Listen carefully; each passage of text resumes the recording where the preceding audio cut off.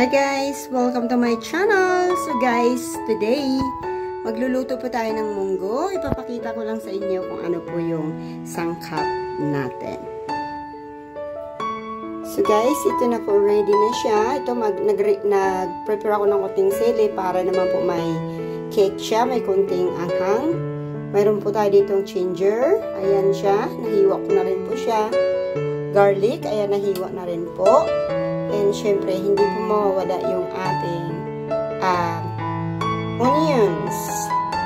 And dito naman, may kunti siyang kamatis. Kasi po, iba pong klaseng pagluluto po ng aking munggo. So, my own version. May kunti siyang kamatis para naman po siya ay sumarap-sarap. At dito naman guys, naka-ready na rin po yung aking ihahalo na manok. Ayan siya.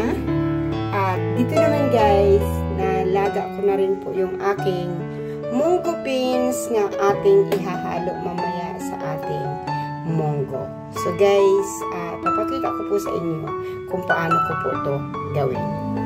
So guys, ready na po ang ating kawali. We start to cook now our munggo guys. Ayan, yung kawali natin ready na. So, mag-start na tayo. So guys, start na po tayo mag-fry ng ating first garlic.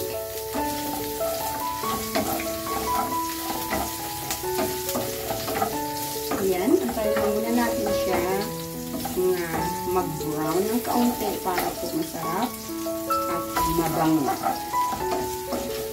Ayan.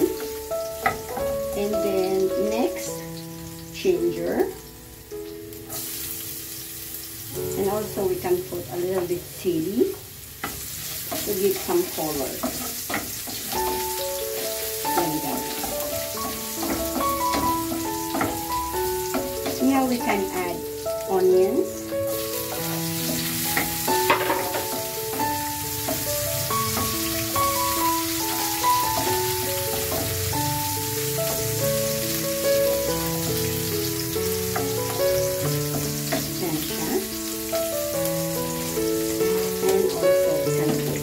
Tomato.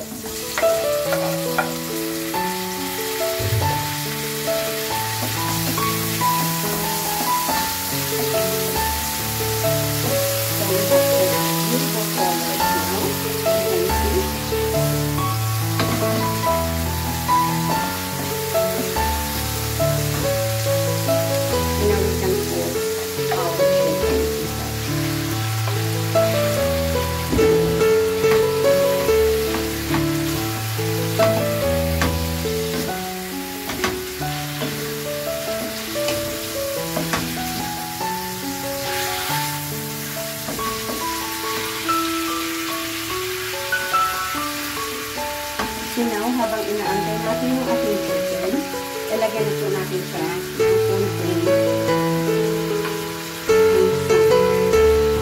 lagyan na natin siya ng salt.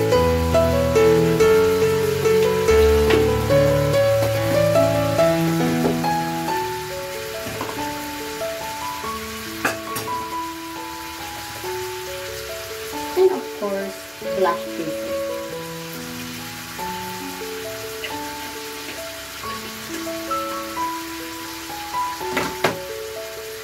Give a little bit taste. We can put also a bay leaf.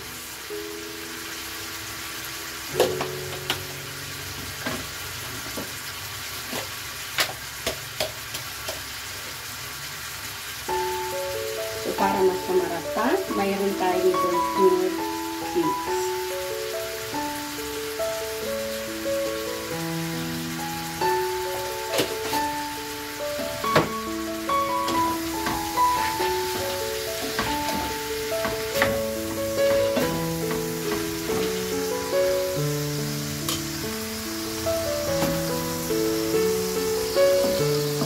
So, ayan na siya guys.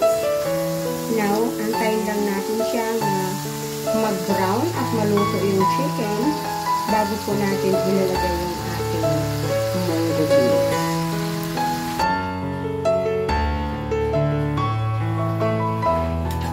So guys, nailagay na po natin yung ating munggo. Ito, antayin po natin siya bago maluto at lumapot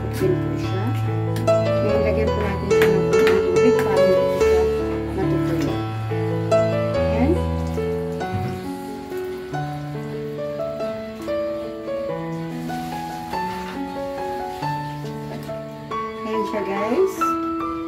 So, antayin po natin bago natin ilagay yung ating dahon ng ampalaya.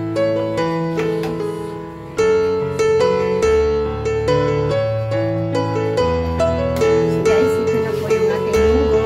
Ayan, malapot na siya.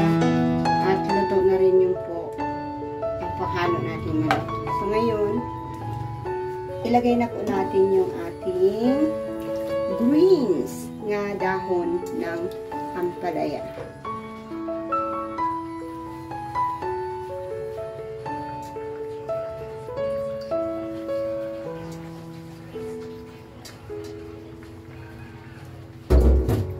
So, yan. Lagay na natin. So, nakakaganda po yan ng kulay.